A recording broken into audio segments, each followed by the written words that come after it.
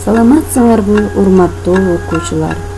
Силер менен бүгүн биз 11-класстардын Кыргызстандын тарыхы сабакка өтүүдөбүз. Бүгүнкү сабактын темасы коомдук саясий турмуштагы өзгөрүүлөр. Дептерлериңерди алып, сабактын темасын жазып алгыла.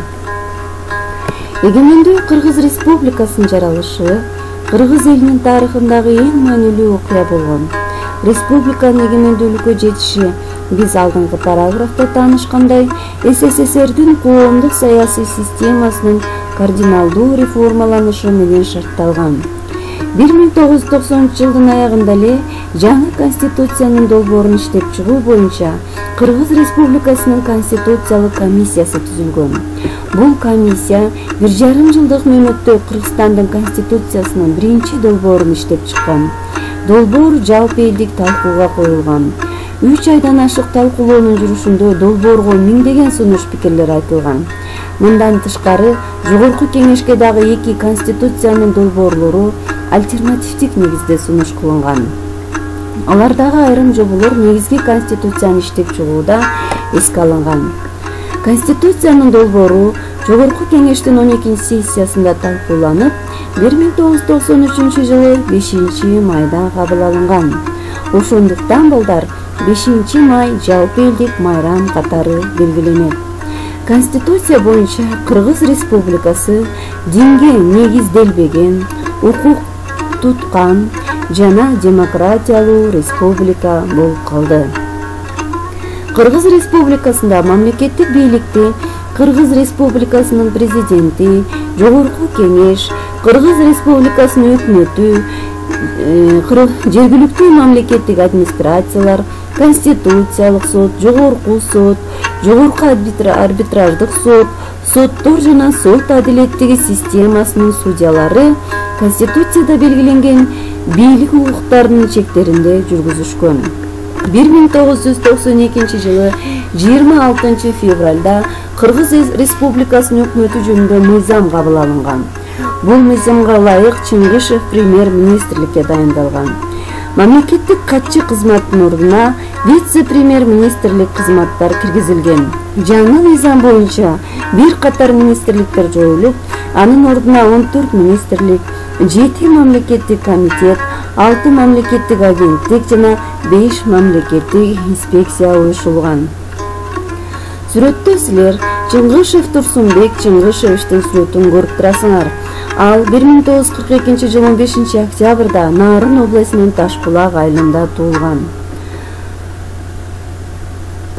Ал эми бул сүрөттө силер Эркебаев Абдыганы 1953 жылы 1 сентябрда Ош областынын Чоң Алай районуна караштуу Каратейит айылында туулган.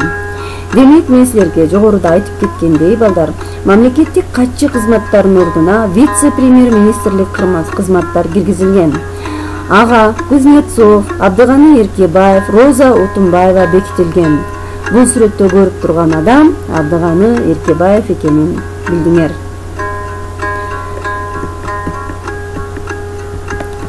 Кыргызстанда мыйзам чыгаруучу бийлик 350 депутаттан турган.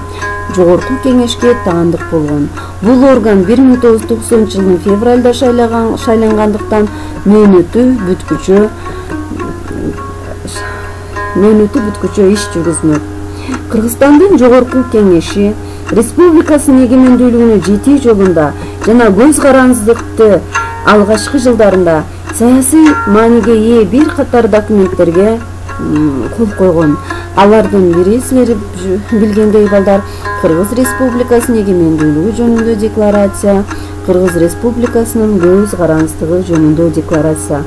Мындан сырткары балдар Жогорку Кеңеш президент менен өкмөттүн саясатын колдоп, мамлекеттик бийликтин бутактары менен конфронтацияга барган эмес.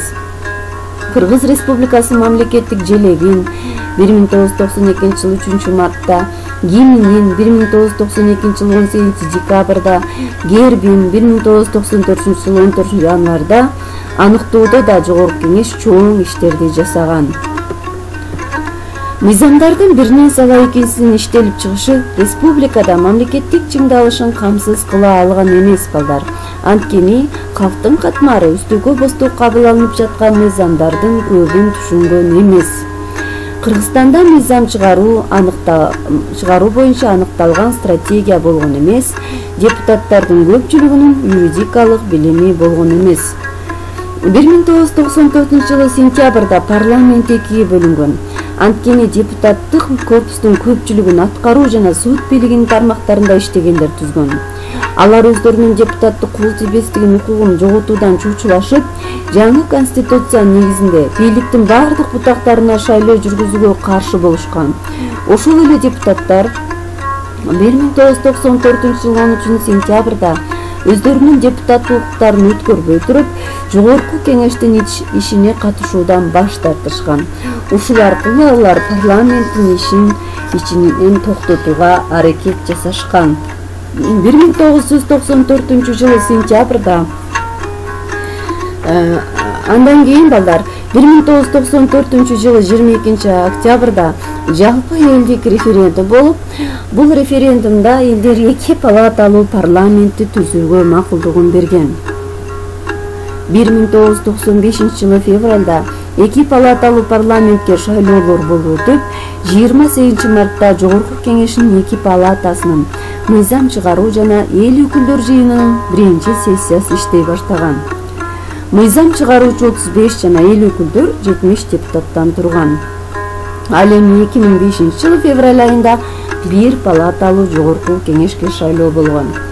2005-жылы 24-мартында балдар саясий окуялардын натыйжасында 1993-жылдан баштап Кыргыз Республикасынын президенти болуп келген Аскар Акаев бийлигинен четтетилип, ордуна Бакиев Курманбек Салиевич кызматка келет. Демек, Бакиев 2005-жылдын 10-июлунда Кыргыз Республикасынын президенттиги шайлоонун негизинде президент болуп калган. Бакиев Курманбек Салиевич 1949-жылы 1-августта Жалал-Абад областында туулган. Ал эми 2010-жылы 7-апрелде балдар нааразычылык билдирүү үчүн өлкөнүн борбордук Ала Тоо аянтына тынчтык митингине чогулган. Мамлекеттик бийлик элдин талабын угуп, жыйылган маселелерди чечүүнүн ордуна элге каршы ок аткан. Натыйжада 87 адам курман болуп, 500дөн ашуун адам ар түрдүү деңгээлде жарадар болгон. Бийликтин бул камкордугу Кыргызстандын элинин тыжырын келтирген. Тынч элдин канын төккөн. Бакиев жана анын жан-жөөкөрлөрү бийликтерин таштап качууга аргасыз болгон. 2010-жылы 7-апрелдеги окуядан көрүнүштөргө назарыңарды салам. Демек балдар, ушундай кыйын кырдаалда мамлекетти башкаруу үчүн убактылуу өкмөт түзүп, анын башында Роза Отунбаева турган. Убактылуу өкмөт конституциялык реформа жүргүзүү жөнүндө чечим кабыл алып, ал үчүн конституцияны иштеп чыгуу боюнча комиссия түзгөн. Бул комиссия иштеп чыккан конституциянын долбоорунда Кыргызстанда президенттик, парламенттик башкаруудан баш тартып, парламенттик башкарууга өтүү багытын аныкталган. Конституциянын долбоору адегенде элдик талкууга коюлуп, 2010-жылдын 10-июнунда өткөрүлгөн референдумда жалпы эл тарабынан жогору колдоого ээ болгон. Ушул референдумда эл Роза Исааковна Отунбаевага өткөн мезгилде Кыргыз Республикасынын президентин милдетин аткарууну тапшырган. Ошентип Кыргызстандын эли мамлекетти башкаруунун парламенттик жолун тандап алды. Азыркы учурда Кыргыз Республикасынын мамлекеттик бийлигинин эң жогорку органы болуп, чыныгы элдик бийликти аныктай турган Жогорку кеңештин алдында сапаттуу мыйзамдарды иштеп чыгып, аны жүзөгө ашыруу милдети турат. Демек, эсибизге салабыз балдар, 2005-жылы 24 мартта Жоогазын төңкөрүшү деген ат менен белгилүү болгон саясий окуя бир Аскар Акаевдин бийлигин Бакиевдин бийлигине алмаштырды. Ал эми 2010-жылы 7-апрелдеги окуя Бакиевдин бийлигин убактылуу өкмөттүн бийлигине алмаштырып, убактылуу өкмөттүн жетекчиси Роза Утунбаева 2010-жылдын 10-июнунда өткөрүлгөн референдумда өткөл мезгилде Кыргыз Республикасынын президенти болгон. Ал эми 2011-жылы 30-октябрда Кыргыз Республикасынын 4-президентин шайлоо болуп, шайлоочулардын 62,2% добушу менен Алмазбек Атамбаев президенттик кызматка шайланды. Сүрөттө Кыргыз Республикасынын өткөл мезгилиндеги президенти Роза Исаковна Утунбаеваны көрүп турасыңар. Ал 1950-жылы 23 августта Фрунзе шаарында туулган. Ал эми Ош шаарындагы номер 4 Киров атындагы орто мектепти кызыл аттестат менен бүткөндүгүн дагы силер жакшы билесиңер. Бул сүрөттө силер 2011-жылы 30-октябрда шайлоодо жеңип чыккан Алмазбек Шаршенович Атамбаевди көрүп турасыңар. Ал 1956-жылы 17-сентябрда Чүй областынын Барашилов районунун Арашан айылында туулган.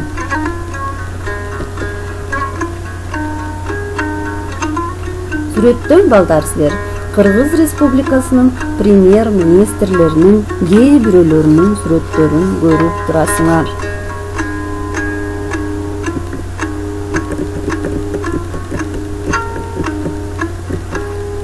Ал эми бул таблицадан Кыргыз Республикасынын премьер-министрлери 1991-жылдан 2010-жылга чейинки премьер-министрлердин сүрөтүн көрүп турасыңар.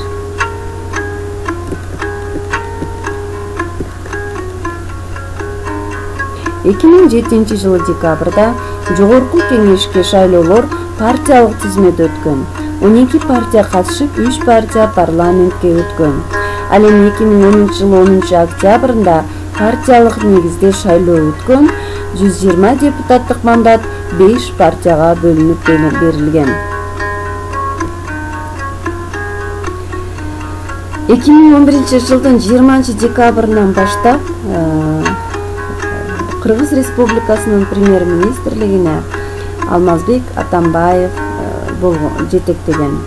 Ал эми Кыргыз Республикасынын президенттигине шайланып, бул мамлекеттик эң жогорку кызматка киришкендигине байланыштуу Кыргыз Республикасынын парламентинде көпчүлүктү түзгөн фракциялардын жаңы коалициянын чечими менен Кыргыз Республикасынын премьер-министрлигине Өмүрбек Токтогулович Бабанов дайындалган.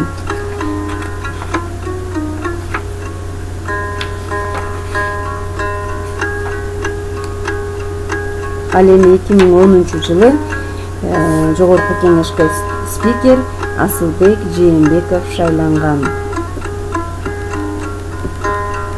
1998-жылы Кыргыз Республикасынын президентинин алдында майыптардын иштери боюнча совет түзүлгөн.